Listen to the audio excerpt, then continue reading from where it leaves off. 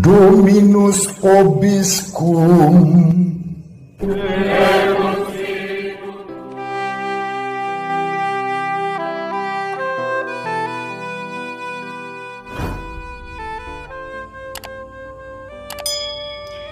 Sahabat peradaban kasih ekologis yang terkasih, selamat berjumpa dalam renungan harian bersama saya melalui channel ini.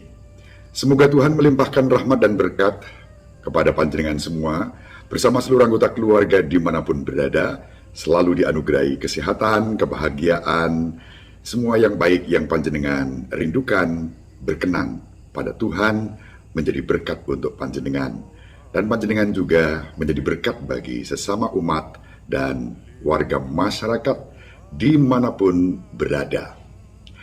Terima kasih atas doa-doa yang diberikan untuk Ananda yang kemarin saya mohonkan doa dari panjenengan. Saya mendapatkan kabar dari rumah sakit dalam musibah yang terjadi. Ananda kita sudah dalam keadaan stabil dan akan pindah ke ruangan. Tetap mohon doa dari panjenengan untuk Ananda Iza agar diberi pemulihan sehat seperti sedia kala. Amin. Hari ini kita akan membaca Injil Lukas bab 4 ayat 31 sampai 37. Sekali peristiwa, Yesus pergi ke Kapernaum, sebuah kota di Galilea. Di situ ia mengajar pada hari-hari Sabat. Orang-orang takjub mendengar pengajarannya, sebab perkataannya penuh kuasa. Di rumah ibadat itu ada seorang yang kerasukan setan. Ia berteriak dengan suara keras, "Hai engkau Yesus orang Nazaret, apa urusanmu dengan kami? Engkau datang hendak membinasakan kami? Aku tahu siapa engkau. Engkaulah yang kudus dari Allah." Tetapi Yesus menghardik dia, katanya, "Diam, keluarlah daripadanya." Maka setan menghempaskan orang itu ke tengah-tengah orang banyak, lalu keluar daripadanya, dan sama sekali tidak menyakitinya. Semua orang takjub, lalu berkata satu sama lain, "Alangkah hebatnya perkataan ini. Dengan penuh wibawa dan kuasa, ia memberi perintah kepada roh-roh jahat, dan mereka pun keluar." Maka tersiarlah berita tentang Yesus kemana-mana di daerah itu. Demikianlah sabda Tuhan. Terpujilah Kristus.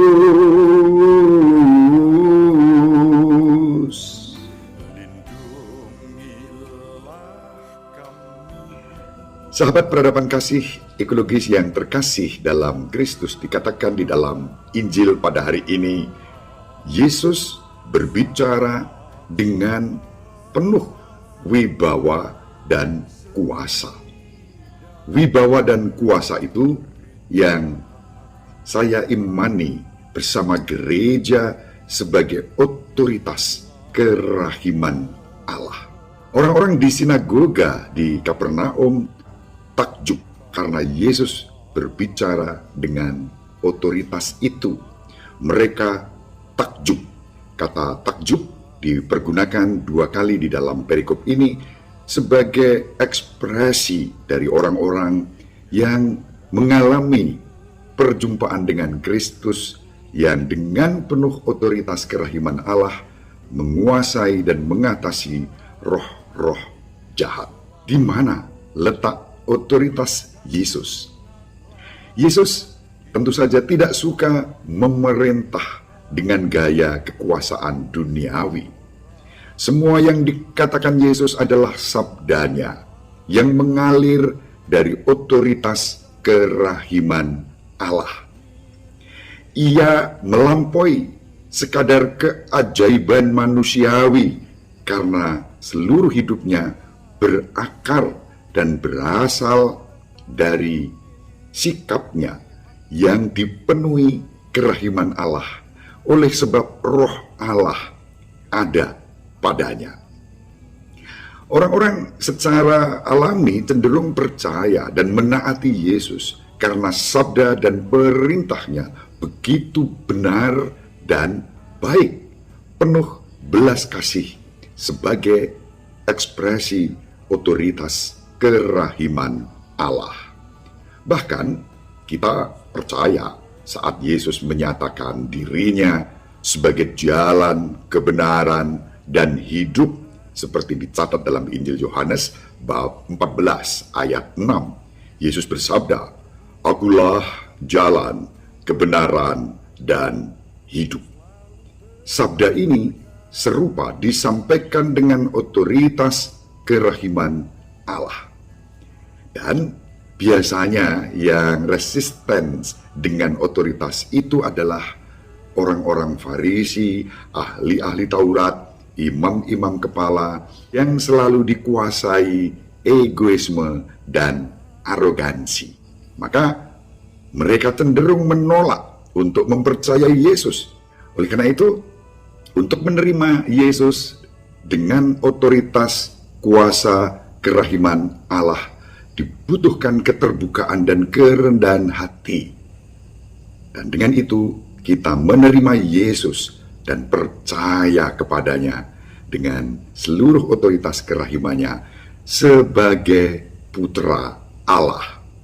Sahabat peradaban kasih ekologis yang terkasih, Injil hari ini mengajarkan kepada kita bahwa iman kepada Tuhan Yesus Kristus dan otoritas kerahiman ilahinya mengalahkan kuasa kejahatan apapun. Roh-roh jahat tunduk dan takluk pada kuasa kerahiman Allah yang dihadirkan oleh Yesus. Oleh karena itu, setan-setan pun dikatakan dalam perikop Injil hari ini menangis dengan suara nyaring dan berkata, "Apa urusanmu dengan kami, Yesus dari Nazaret? Apakah engkau datang untuk membinasakan kami? Aku tahu siapa engkau, yang kudus dari Allah." Itu yang dikatakan setan. Tentu Yesus tidak dikuasai oleh apresiasi satanik seperti itu. Mereka tetap dikalahkan oleh kuasa Yesus karena kejahatan, karena kuasa setan selalu berada di bawah kekuasaan, di bawah otoritas kerahiman Allah. Mereka tidak bisa menyetir otoritas kerahiman Allah itu. Berhadapan dengan Tuhan kita Yesus Kristus, para iblis ketakutan. Mereka mengakui dalam diri Yesus kesucian yang membuatnya tidak hanya kebal terhadap serangan mereka, tetapi juga memberinya otoritas yang tak tertahankan atas mereka. Maka di tempat lain dalam Injil Lukas bab 8 ayat 30 misalnya kita membaca, iblis-iblis yang merasuki orang Gerasa sebagai legiun, ya, dengan kuasa yang begitu banyak, mereka pun takluk pada Yesus dan mengatakan, "Saya mohon jangan siksa kami."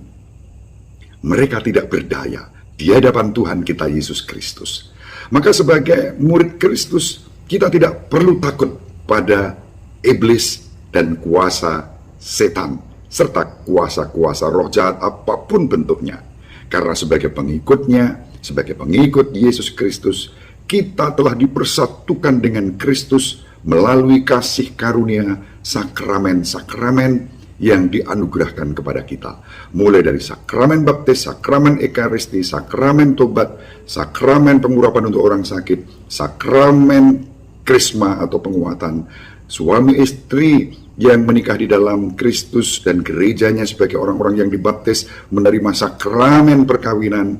Para imam dianugerahi sakramen tahbisan imamat. Semua sakramen itu menjadi bungkus kehidupan kita secara rohani dan sakramental yang membuat kita dibebaskan dan dikebalkan dari kuasa-kuasa kejahatan itu. Dalam nama Yesus Kristus, Tuhan kita. Maka Tuhan Yesus Kristus telah datang untuk menyelamatkan manusia dari cengkeraman kuasa setan, kuasa roh-roh jahat yang di bawah otoritas kerahiman Allah, tunduk pada Yesus. Melalui wafat dan kebangkitannya, Tuhan kita Yesus Kristus membuka pintu-pintu surga bagi kita manusia yang dibebaskan dari semua belenggu kejahatan itu. Syukur kepada Allah. Ibu Maria selalu mendoakan kita semua. Bapak Yosef merestui kita dengan keheningannya. Semoga sahabat peradaban kasih dimanapun berada bersama seluruh anggota keluarga dibimbing, dilindungi, dan diberkati oleh Allah yang Maha Kuasa, Bapa dan Putera dan Roh Kudus. Amin. Terima kasih. Salam sehat, tetap semangat. Jangan lupa bahagia. Kasih yang terkasih, sampai jumpa pada episode berikutnya. Terima kasih atas kebersamaan kita. Salam peradaban kasih ekologis, berkah dalam